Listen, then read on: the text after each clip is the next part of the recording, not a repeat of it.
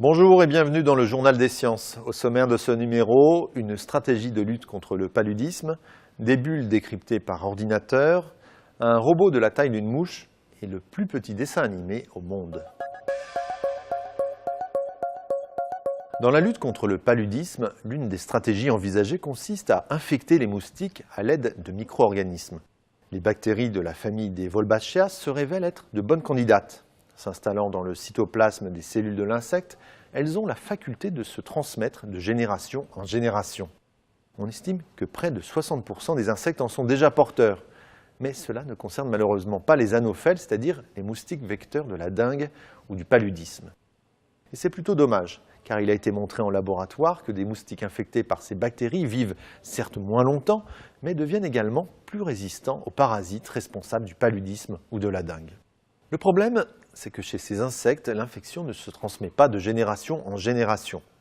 Or, à l'Université du Michigan, grâce à une technique de micro-injection d'embryons, une équipe de biologistes vient de parvenir à rendre cette infection héréditaire chez l'Anophèle stephensii qui sévit en Asie du Sud-Est.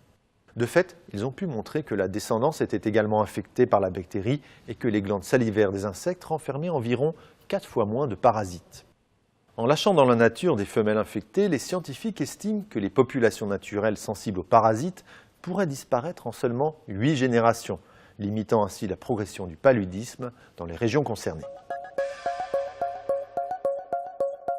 Les bulles sont partout, dans la mousse de la bière, dans celle du savon et des autres détergents. Pourtant, si le phénomène nous paraît familier, il échappe encore aux physiciens qui éprouvent d'énormes difficultés à le modéliser. En cause, les nombreuses interactions entre le liquide et l'air qui interviennent sur des échelles d'espace et de temps parfois très différentes.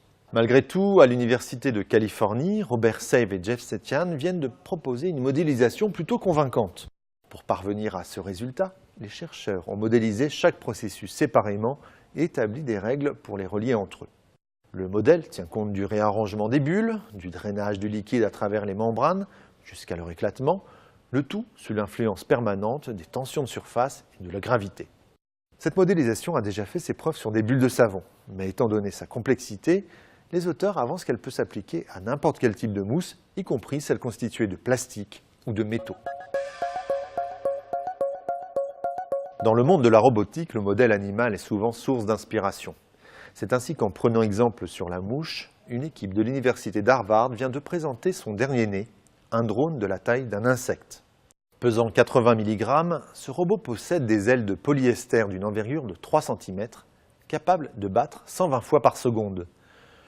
Mû par des moteurs piézoélectriques, c'est-à-dire des matériaux capables de se déformer sous l'action d'un champ électrique, ces deux ailes sont indépendantes et permettent au robot de se mouvoir vers le haut ou de tourner sur lui-même. Reste un problème et de taille, il n'existe à ce jour aucune batterie suffisamment petite pour rendre ce robot complètement autonome. La plus petite des sources d'énergie est encore 10 fois trop lourde pour ce drone de 80 mg. Et selon les chercheurs, il faudra attendre encore 5 à 10 ans avant de pouvoir disposer de batteries suffisamment miniaturisées. En 1989, les chercheurs d'IBM diffusaient une image étonnante pour l'époque, les 3 lettres de leur société écrites à l'aide de 35 atomes de xénon alignés sur une surface de nickel grâce à un microscope électronique à effet tunnel. L'image mesurait alors moins d'1 nanomètre. Aujourd'hui, les chercheurs renouvellent leur performance en proposant le plus petit dessin animé au monde. En manipulant des molécules de monoxyde de carbone sur une surface de cuivre refroidie à moins 268 degrés, toujours avec un microscope à effet tunnel, les scientifiques sont parvenus à réaliser 242 images qui, assemblées, laissent apparaître une courte animation où un jeune garçon joue avec un nanoballon. Pour pouvoir distinguer cette scène, il aura fallu agrandir ces images pas moins de 100 millions de fois. Alors certes, les cinéphiles resteront sans doute sur leur faim, mais pour la firme, il s'agissait surtout de démontrer son potentiel dans le domaine des nanotechnologies.